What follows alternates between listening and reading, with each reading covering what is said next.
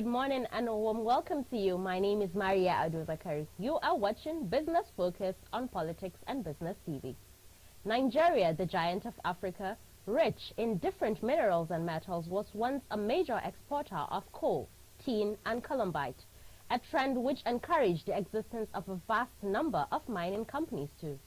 This, however, did not last for too long.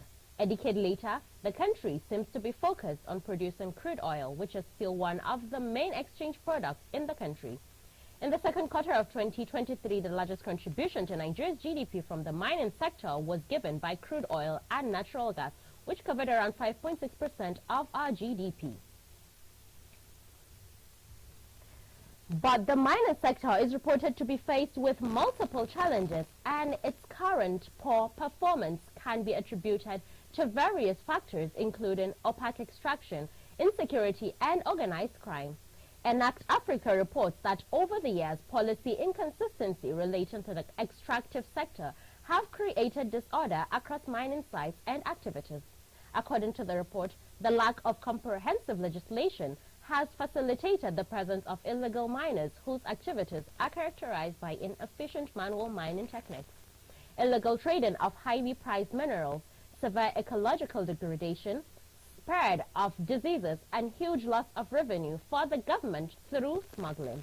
The federal government has revoked 1,633 mining licenses of those that defaulted in payment of annual service fees last year. More revocations are coming up for other categories of defaulters in 2024. Also, efforts on exploration of critical minerals, which started last year with the signing of an MOU with German firm Geoscan GmbH for the deployment of proprietary technology to explore minerals up to 10,000 meters under the earth, will be rehabilitated. Mining has multiple environmental damages like ecosystem degradation, land clearing, water pollution, and more. Research by RMF revealed climate change is already aggravating mining-related risks to water, biodiversity, forests, and health, and these are expected to worsen without adequate responses by the companies concerned. Recall that the Minister of Solid Minerals appealed for an increase in the 2024 budgetary allocation from its current 24 billion naira to a swooping 250 billion naira. Therefore, on Business Focus today, we'll critically assess the mining sector, its challenges, and the way forward. Do stay tuned for Equity Markets. Worried about complexities and dynamics of business in Nigeria? On Business Focus, we bring you insights from the forefront of industry innovation, business news, latest figures from the stock market with in-depth analysis and even market survey. Let's journey through the ever-evolving world of business and economics, where we decode the latest market moves and provide you with the knowledge to navigate the intricate web of business challenges. This is Business Focus. Welcome back from that break. We will take a look at the equity market now. We're starting with the highest rates, and the highest rates as of close of market on the first day of 2024, that's Tuesday, 2nd of January 2024. The highest rates for that yesterday was Transco Hilton with 99 trades at the volume of 11,044,000 at the value of 115,258. UBA follows closely at 86 trades at the volume of 2,415 at the value of 62,898. MTN Nigeria follows closely at 72 trades at the volume of 8,548 at the value of 2,270,000. We'll take a look at the top gainers as of close of market yesterday, and we have Infinity topping the list at positive 10%, Ikeja Hotel at positive 10% also, and then we have Sunu Assurance also at positive 10%. We'll take a look at the bottom losers now, and our bottom losers as of close of market yesterday, that's the first day of the year. We have Cadbury topping the list at negative 10%, Mercure at negative 10% also, and Thomas White at negative 10% too. We'll take a look at some of our commodities as of close of market yesterday. Let's take a look at the top performers in the commodity section. We have oranges topping the list at 5.04%, We have rice at 2.08% positive. We have cocoa at 1.80% positive also. Coffee at 1.51% and feeder cattle at 1.46%. We'll take a look at some commodities now. Let's take a look at some commodities.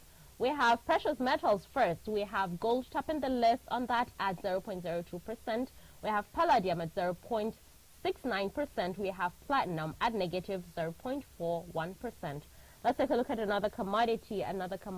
We have energy, and topping the list there is natural gas, that's Henry Hub, at negative 0.85%. We have ethanol at 0.05 positive. At heating oil at negative 0.40%. Let's take a look at another commodity as of close of market. Industrial metals.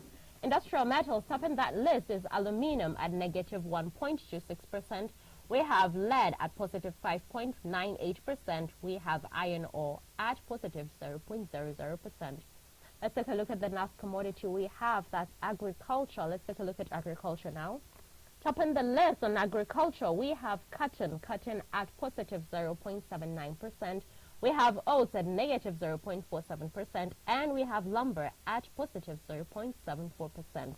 At the official naira, at the official market, the naira resumed the year on a negative note as it settled at 988.46 naira to a dollar compared to 907.11 naira to a dollar as of close of the year.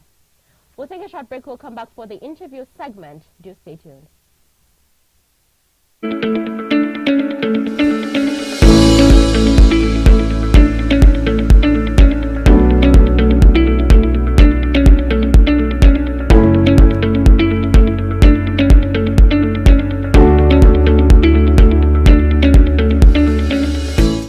Hello there. Worried about complexities and dynamics of business in Nigeria? On Business Focus, we bring you insights from the forefront of industry innovation, business news, latest figures from the stock market with in-depth analysis and even market survey. Let's journey through the ever-evolving world of business and economics, where we decode the latest market moves and provide you with the knowledge to navigate the intricate web of business challenges. This is Business Focus. Welcome back from that break. You are on to Business Focus on Politics and Business TV, and we are going to look at the mining sector, its challenges, and the way forward. And to analyze this with me, we have a senior consultant at iMirror Consult by name Mr. Steve Adisa. Good morning and welcome to Business Focus. Good morning. Thanks. Happy New Year. Happy New Year. It's still a new year. Are you excited? Very. Okay, very. welcome back. Thank you very much. So let's dive right in, Mr. Steve. The mining sector now. What's your analysis of the mining sector as of present?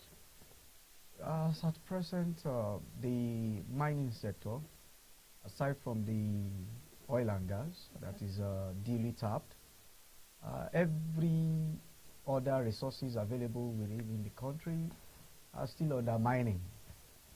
You know, in a situation where we have over 40 mineral resources, True. and we can only significantly say 2 duly tapped, and then it calls for questioning. So that's the oil and gas? Yeah, oil and gas are the 2 major. Sure. Then after those 2, you have the quarry, and it's because of the necessity. You know, deficit in building, you use what you get from there for road construction and the rest. So if you ask me as of today, we are not really tapping into the available resources in Nigeria. That's your analysis of the oil and gas? The mining sector. Okay. The mining sector. So the mining sector now, like you said, a lot of the other areas in that sector in particular are not being tapped. Would you say if well harnessed, that could like take over from oil and gas, that is, as the major export? What other commodity in that sector do you think could be harnessed properly to take over the oil and gas? Again, I think our capacity, our readiness to tap into all of these available resources determines the first step. You will agree with me that it's not just tapping, but it becomes a source of income, revenue generation to the country. And when you look at it, if for instance you do not tap the oil and gas, how will you know you have the abundance? Sure. All right, we have limestone, we have zinc, we have oil, so many of them distributed across the length and breadth of this country. Now the question of interest is, do we want to diversify? We've been talking about diversification for many years. Can you diversify by folding your hands? The answer is no. Not possible. All right, so which means if we are serious and we are ready, again, we need to diversify in those areas to ensure that we grow our GDP and also attract PPP, all right, so that it will not just be government alone as usual. Now, when you do all of this, everybody knows that, okay, I am coming to the table, I have what I'm bringing, I have what I will take home. Now, I need to get serious to the business. And what is the business? Okay, I'm being given a portion to mine zinc. Then you want to recoup your invested money you put into the business, all right? Now, again, we go down to the government, the licensing. You even see some cases where you see a loggerhead between federal government and state government. But do we need that? The answer is no. So automatically, as a government, diversification should not just be a thing of paperwork. Rather, it should be a thing of action. Action means, where are those resources? Again, our geoscientific data bank is poor. If we have it, for instance, a state like Nasarawa State, you should be able to know the quality of what they have, the quantity of it is on large extent, and then you should be able to know what goes back to the community. Because in a community where there is no infrastructure and you want to tap their resources, possibility is that they will face you to fight. Sure. Okay. Now, again, we also need to look inward. Are we making money from all of this to better not just the community, but the state and the nation? For instance, if you don't develop states or regions where we get the oil and gas from, how do you have access, or how do you gain access to those places? So again, we need to begin to ask ourselves, are we ready for diversification? We can diversify. Not necessarily they have to be at the same par, but they can work, they can even fight with each other to say, okay, if this is bringing 70%, this is bringing 50%, this is bringing 75%, this is... Now, by the time you put all of this together, over-reliance will not be on just one resources. Sure. Our over-reliance on one resources over the years gave back to all of these old problems that we're having today. Let the oil dry. I hope Nigeria will not dry. Let the oil dry. Okay, Steve, let's now talk about the, you mentioned that it would create, when properly harnessed, it would create opportunities.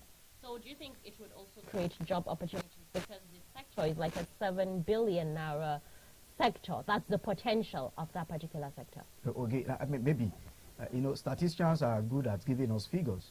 How do they arrive at 7 billion? 700. 700 billion. What you don't tap, how did you estimate it? Sure. All right, that's question to answer. Now, the other part of it is, start up a business today. You engage somebody today. Sure. So automatically, it means if we face it and we open up the sector, as we speak now, the land belongs to federal government. Sure. State does not own, local government does not own. Who are the custodian of all of this? The local government and the state. Now, when you say no, they have to wait. For you to license anybody, they have to come to the federal government. Do federal government really have the geo-philosophy of that area? The answer is no. Now, aside from that, set up anything today. Even down to, we speak now, we have illegal miners all over the country. Take it or you leave it. Are they not people? They are. Are they not engaged? They so are. Which means, if you say illegally, it's as a result of our sleeping attitude that gave birth to some of these people to take advantage of our inaction. All right? If we are active, and over the years, even if it is one sector we can keep addressing over the year. For instance, growing up, I get to know there is a cotton somewhere in the east. Do we have it today? Hardly. I grew up to know when we are asked back then in primary school, name mineral resources, we will even be dancing, be mentioning cotton, oil, gas, this and that. But today, can you even tell anybody in primary school to, before they even mention anything to you, they will like, where is it from? Because they don't understand. So if government have looked into all of these areas, all of us don't need to become a graduate before we put food on our table. Sure. There are some other persons that will have been working in all these sectors that will have helped build, develop the sector to a sector where everybody can look back and say, no, we did this as a nation. Okay, so now talking about the illegal miners now, would you say that the government, the lack of adequate policies, that is, or implementation of those policies, has caused those illegal mining and encouraged it? Yeah, of course. The answer is a straight yes. And again, you don't lock your door, you should expect a thief or an intruder will come in. So you don't mine a thing, you are not serious about it, and the locals knows that there is abundance of resources within their area. If they don't do it themselves, they can go get somebody that will do it on the outside. Remember, those that are doing it are looking for money. And there is somebody who can say, okay, I will give you this, get these resources for me. And that is why you look at the whole area that are prone to this illegal mining today. It's not because of any other thing. It's as a result of our inability to tap into those resources. Do we have the capacity